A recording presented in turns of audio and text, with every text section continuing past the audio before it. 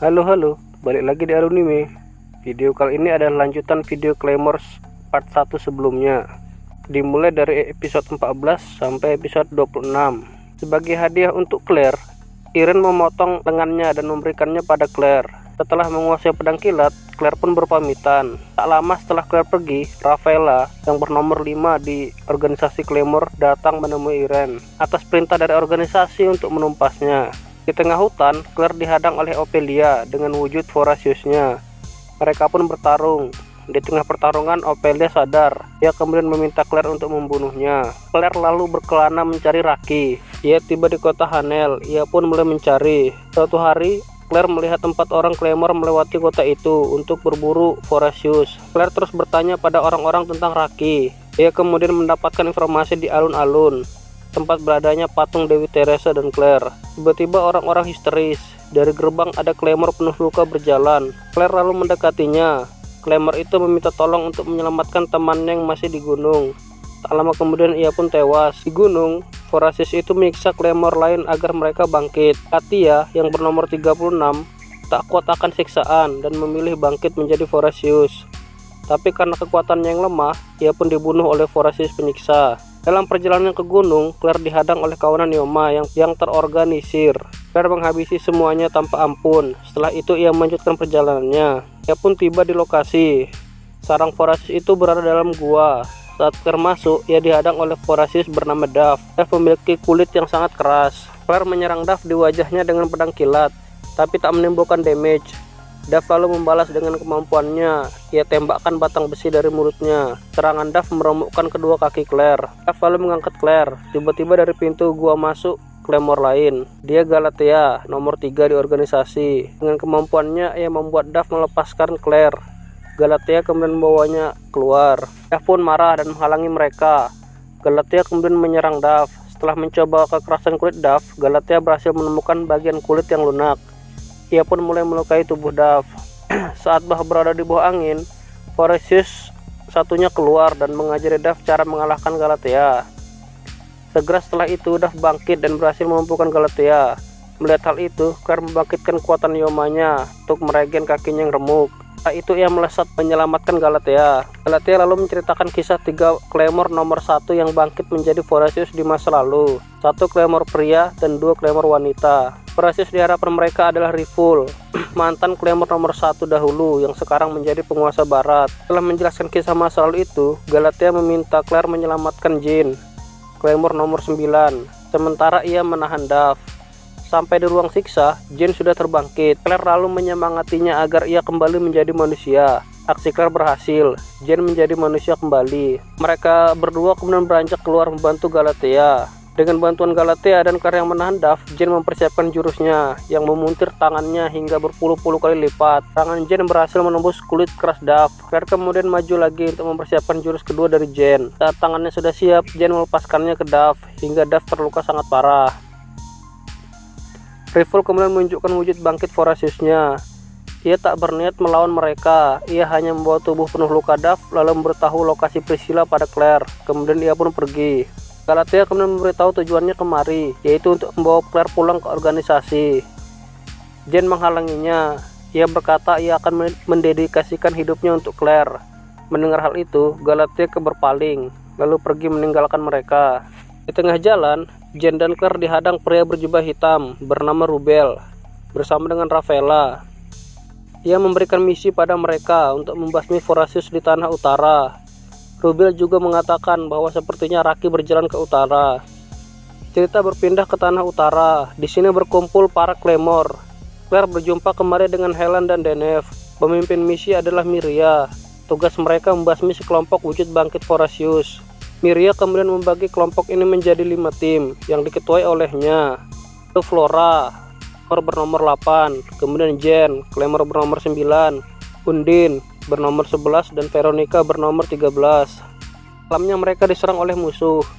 Tim Flora, tempat Claire berada, menghadapi Vorasius yang bisa mengendalikan kekuatan Yoma orang lain dengan cara menyamakan gelombangnya. Claire memecahkan kendalinya dengan tangan kanan Irene. Tim Undine yang melihat mereka kesusahan kemudian datang membantu. Musuh lalu menggunakan kekuatannya untuk mengontrol Undine. Dengan tekad kuatnya, pengaruh kendali musuh melemah. Tetap saja hal itu membuat Undin tak bisa menyerang. Di tim Jen, anggotanya mengulur waktu sementara ia mempersiapkan jurus pamungkasnya. Kembali ke tim Undin, melihatnya kesusahan, Ardenef maju menggantikannya. Mereka berdua terkena jurus musuh. Untuk melepaskan kendali, mereka berdua menggunakan kekuatan Yoma di atas normal. Kembali ke tim Jen yang sudah siap. Helen menjulurkan tangan panjangnya untuk menahan.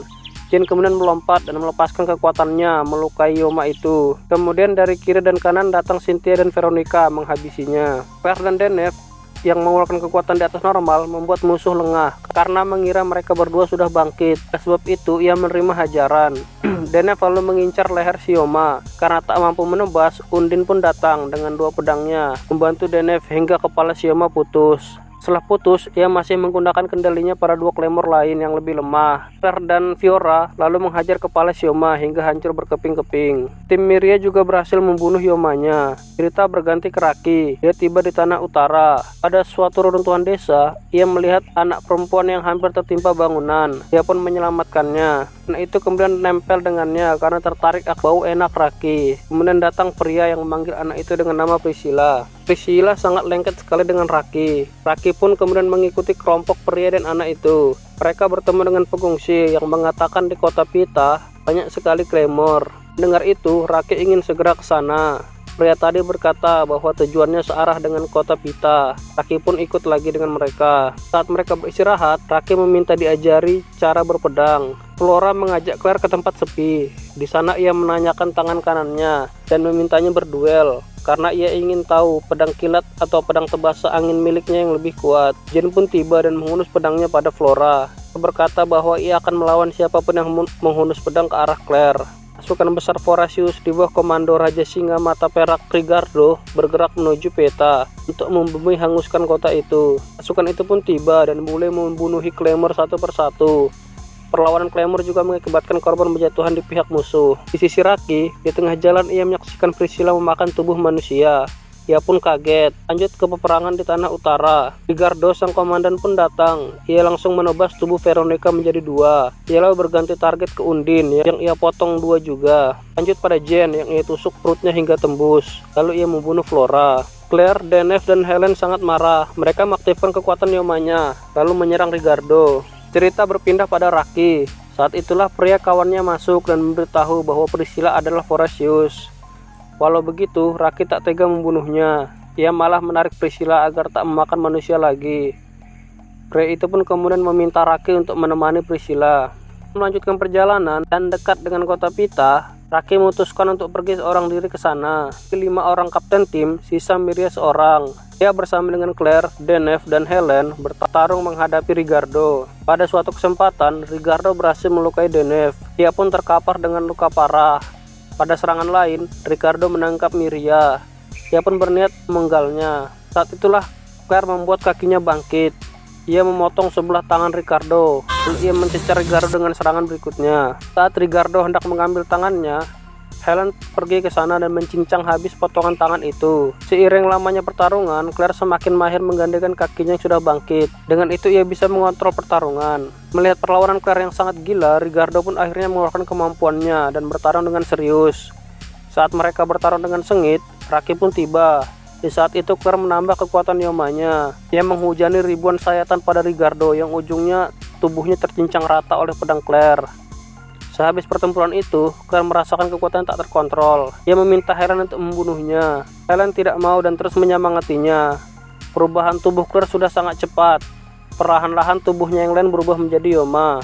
Saat Claire sedang berkutat dengan dirinya, Priscilla datang dengan wujud Vorasiusnya. Dia mengira Claire adalah Teresa. Melihat Priscilla tiba, Claire pun mengamuk. Dia tak peduli batas lagi. Ia pun segera menerjang Priscilla. Raki yang melihat Claire begitu meringkuk menangis di runtuhan. Miria, Helen, dan Denef memutuskan untuk mengejar Claire. Di tengah jalan ia dihadang oleh Galatea, yang kemudian menunjukkan lokasi Claire berada. Di kota Pita, Jen mencoba menyadarkan Raki. Karena itu Raki pun akhirnya berani berdiri dan mengangkat pedangnya lagi. Claire dan Priscilla datang ke puncak gunung berapi. Mereka pun bertarung di situ. Claire berada di bawah angin. Ia terdesak hebat. Dalam keadaan genting, Miria bergerak dan menyelamatkan Claire. Kemudian disusul oleh Helen dan Denef. Mereka bertiga bertarung dan menyerang Priscilla dari 3 sisi.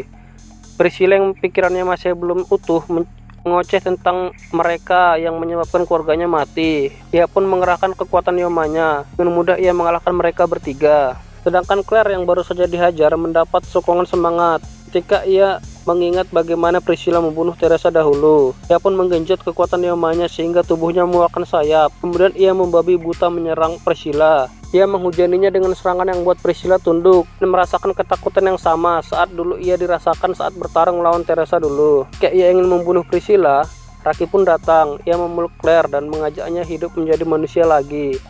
Tapi dendam Claire sangat tebal. Ia tak bisa menahan nafsu ingin membunuh Priscilla. Dia arahkan sayapnya untuk menyerang Priscilla. Tiba-tiba Jane datang dan menerima serangan Claire. Jane lalu mengorbankan tubuhnya dan meminta Claire untuk kembali menjadi manusia. Pengorbanan Jane berhasil. Claire mendapat kendali lagi atas dirinya. Ia pun menangis sedih atas kematian Jane. Momen sedih itu berhenti ketika pria yang berjalan dengan Raki datang.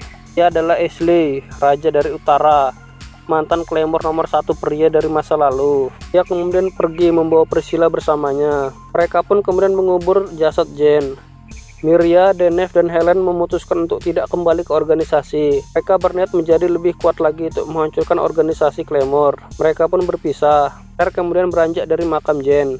Ia pergi bersama Raki. Sekian dulu alur cerita anime Claymore. Sampai jumpa di video berikutnya.